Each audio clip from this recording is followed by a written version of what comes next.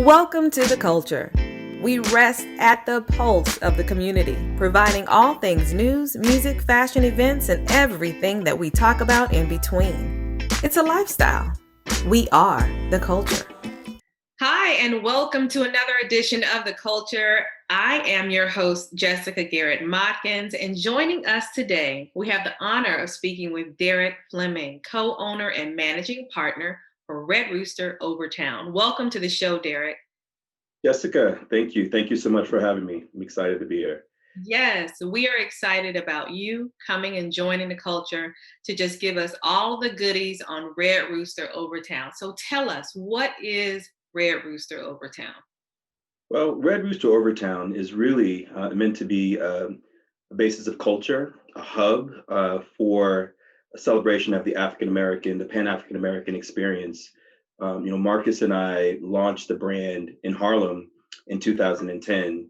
And really the intent was to create a space for artists, visual artists, musicians, culinary artists to come together all under the celebration of, the African American, the African diaspora. And we worked really hard on trying to bring in different elements of those artistic disciplines and really to just create a cultural space. So with Overtown, it was about, seeing Harlem of the South, right? Overtown is really considered that other place where where our arts and our talents were in vogue and celebrated here in the South. And so Overtown is really about, Red Rooster Overtown is really about celebrating the history of what Little Broadway used to be, Clyde Killen's Pool Hall, where we are, just being a special place for African Americans to celebrate in Miami, but welcoming literally everyone. Yeah, your decision to have your second Southeast U.S. location in Overtown was quite genius. I believe you touched on a number of factors. Clyde Killen, his pool hall. How in the world did you see the vision for that transforming into what it is now? Yeah, well, I mean, my first visit to Overtown, 8 or 9 years ago, I'd been coming to Miami for a while, but really starting to spend time in Overtown and meeting people there. I just sort of learned about the landscape and what was happening, and then meeting my business partner Michael Simpkins, and then connecting with the CRA, we were able to see what opportunities existed for a real estate sort of a development project. And the Clyde Killen's Pool Hall, luckily, was one of the few buildings that was saved in sort of the what Overtown experienced as a downturn, post the urban renewal calamity that fell upon Overtown. And so when we saw the Clyde Killen's Pool Hall all as an opportunity to have a renaissance and to celebrate the history of what Overtown used to be and create a new version of that, a 2.0 version of that, I just took it and ran. Awesome. I want to go back to, I believe it was 2010 when you launched the Harlem location. Is that correct? Correct, yeah. Where did the name come from? Well, the name came from a space, a venue in Harlem that was at 138th and Adam Clayton Powell. And it was a place in the 50s and 60s where literally like everyone came together, and everyone knows sort of the Apollo, and they know the Savoy Ballroom, the Cotton Club in Harlem. Well, the Red Rooster was more of a neighborhood establishment. It wasn't sort of on the big map of everyone coming up to Harlem, but in terms of the neighborhood, the priest, the baseball players, the local sort of like hustlers, and everybody would hang out at Red Rooster. And so when we were envisioning what we could recreate in Harlem as a place that was literally for and about the community, we landed on Rooster. We thought the name was great. We thought the spirit of the space was really fun and cool, and just communicated what we wanted to have, be embraced. And so we just have taken that Red Rooster brand and carried it through. I like that whole concept and foundation built upon community. It Yeah, really speaks to Overtown and many subsets of Miami that kind of have that same rich history. But you chose Overtown. It's your physical location, but then your commitment to that community goes beyond that physical location. I believe this summer you held job fairs and encouragement for employing people that are actually deeply rooted in that community. absolutely, absolutely. We were set to open in March of 2020. Our original date was December 19th of 2019. It got pushed back to 2020. Obviously, the COVID pandemic, fell upon us, and so we had to pivot. We ended up, becoming a community kitchen. We partnered with Jose Andres and the World Central Kitchen Foundation and served, I think it was like 16,000 meals over the course of the summer. And it was really mostly about supporting furloughed workers and some of our workers who had been laid off.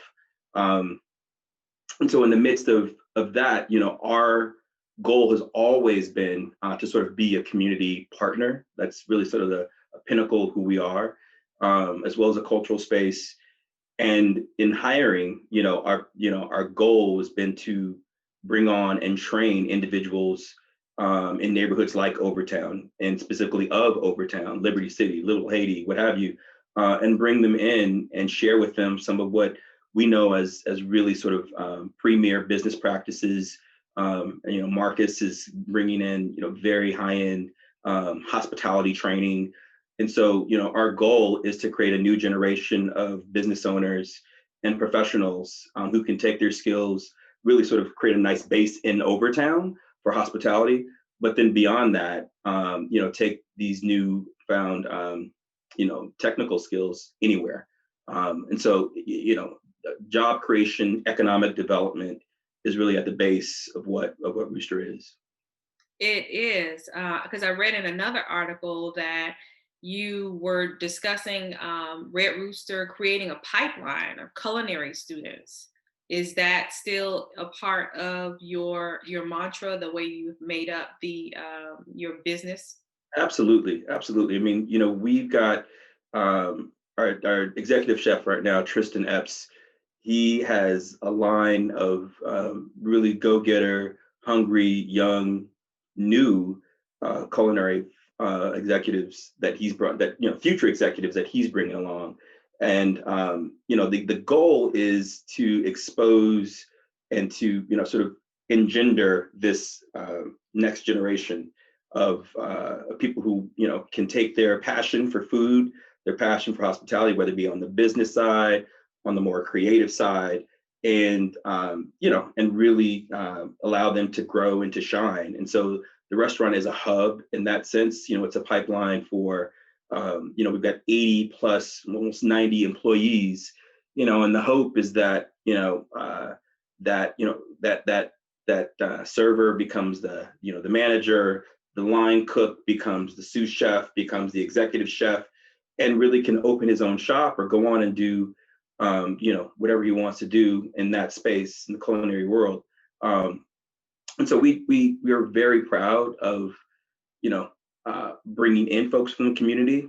Sometimes it's a little more you have to be a little more adept about how you source folks that are not typically in that labor force, but that it's worth it. It's worth it to find people who are energetic, passionate, but may not necessarily have the background. And so we're working really hard, but we got a great team and a great family. Awesome. And you mentioned chef, so you got me feeling a little hungry where I want to taste something. Let's talk about the food. What tell me about the menu, and then what is your absolute favorite dish or the dish that you would recommend to someone who's just coming to Red Rooster Overtown? Yeah, I mean, I'm so excited about what Marcus and Tristan have done with the food. I mean, they really have done their research. They've worked long and hard on studying what Miami has, what things that Miami doesn't have, looking at the history of African American culture, and then sort of broader beyond just African American culture, what the Caribbean slice is, what the African slice is, the Afro Latin slice, and really sort of bringing that into the substance of the menu. So it, it's Southern, but again, it has the spices of that Caribbean element. So I've got a few things that are my favorite on there. We have a seafood. We've got a raw bar, and there's this ahi tuna with Cuban coffee, like a poured Cuban coffee, that is just really, it's so delicious. There are these conch crab and corn fritters that are deep fried and have a really light, nice batter with a bene aioli sauce. Those are great. I love there's a snapper, a really great red snapper. It's light, it's fresh. It's got a coconut milk on it with, a nice tomato sort of anglaise to it. I can go on and on, man. I mean, the shrimp and grits is just something that I think just a nice, hearty, yummy Southern, salute to food. So, I think it's something that what's great about the menu is that you can come and really kind of celebrate and share. Things just sort of happen on the table, and you take bites of little, things, and it all sort of comes together. It's light if you're feeling like you just want to do some fish or just some salads, or if you want to really kind of like charge in and do something more substantive. There's an oxtail, like a grilled 8-hour marinated oxtail, whole thing that comes out, with its own sauce and its own lettuce wraps. It's fun. Fun food. I was just picturing the whole thing as you're going through. Tell me, as you enter the location, I've seen beautiful B-roll of this. It looks like a array of colors that just you may not see them working, but then it all just comes together with this old school Southern funk slash Harlem music. Is there a word to describe what happens when you go into Red Rooster Overtown? Can you describe the decor? Yeah. So I worked really, really hard on, we all, Marcus and Michael and myself, we all thought about like what we wanted this to be and how we wanted this to feel. And then in terms of the design, it was really about celebrating Overtown and thinking about, in the 1950s and 60s, when Muhammad Ali and Aretha Franklin and Sam Cooke literally used to walk in this building. So the Clyde Killens Pool Hall was a place where all of them, our icons, when they would leave the beach and couldn't stay on the beach because of segregation, they would come to Overtown and hang out and party. One of the places where they would stay and hang out till 4 o'clock in the morning was the Clyde Killens Pool Hall, where the building that we redeveloped. And so I was inspired by that. I was inspired by, okay, so, Aretha's walking through this building, Muhammad's walking through this building, like, where are they sitting? How are they feeling? Like the regalness of that experience. I just wanted to pay tribute to that. So, it was about the luxe and the sort of the celebration of it, but also, not forgetting the Caribbean sort of, sensibility of the neighborhood, right? And the history of that. And then it's Miami, right? So it's got to be a juxtaposition from what was Harlem and what, sort of where we are. And so the tile, really does speak to that, that Miami sensibility. But the colors is about us as a culture, the boldness of how we present, our peacockness, we love to be, proud and show our aesthetic. I wanted you to walk in that space and feel profound, and that people who had their preconceived notions about Overtown and what it could be or what it is, like, well, no, this is something maybe a little different from what you thought it would be. It's, it's a celebration of our culture at its best. It's about Black excellence, right? And so the art in the space is, our preeminent African American artists, Mickalene Thomas and Derek Adams and Rashid Johnson, but also our icons, our artistic icons in Elizabeth Catlett, So it is a space that, again, celebrates us. It celebrates the history of what Overtown is visually, but it's for everyone to partake in. It's a slice. If you go to Little Havana, you have a little slice of what's going on in the Cuban experience. Well, when you come to Overtown, you are really witnessing a slice of what the Pan-African American experience is about. And you've done it so well. And before we leave, I want you to talk about your nightly entertainment, because I believe you have some ongoing events that happen weekly. Right. So, we're planning to roll out a full programming menu as things start to become more normalized.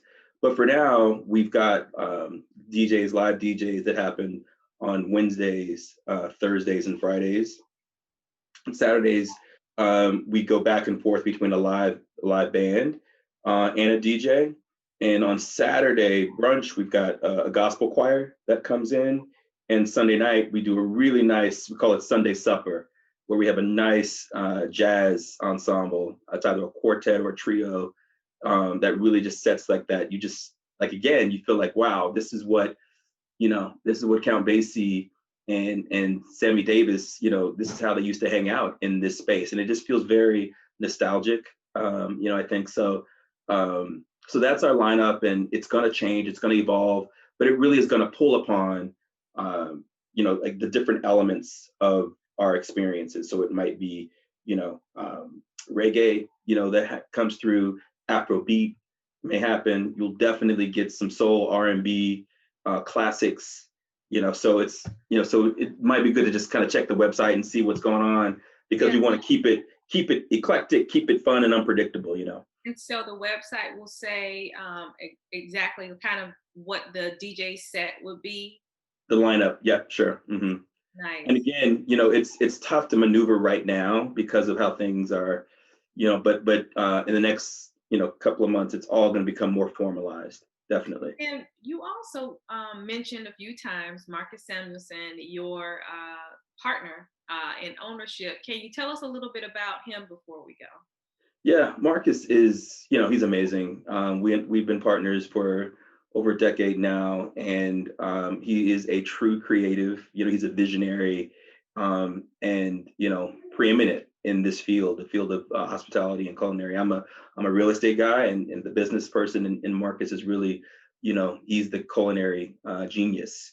And so Marcus is, he's a media person, he's an author, great writer. He's got a couple of television shows that, he has putting together and working on and continuing through. But we really work together in thinking about what this could be, what Overtown, the possibilities of this cultural beacon, could be. So, so Marcus he's great. He's passionate. There's very few people that work harder than Marcus that I know. So he's in the kitchen in 1 second, and the next second he's, trying to figure out something, and the next second, he's in front of a camera. So it's really, really great to have him as a partner. Well, congratulations to you and Marcus, and we just look forward to being a part of your journey here in Miami and Overtown proper. Thank you so much, Derek, for joining us today. Jessica, thank you so much for having me. Look forward to seeing you soon. We appreciate you. And to our viewers, we look forward to seeing you tonight, where we'll be live with My 2 Cents at 6 p.m. We're doing it for the culture. Thanks for stopping by. The Culture is produced and owned by Hip Rock Star Media and cannot be reproduced or broadcast without written consent by Jessica Garrett Motkins. All rights reserved 2020.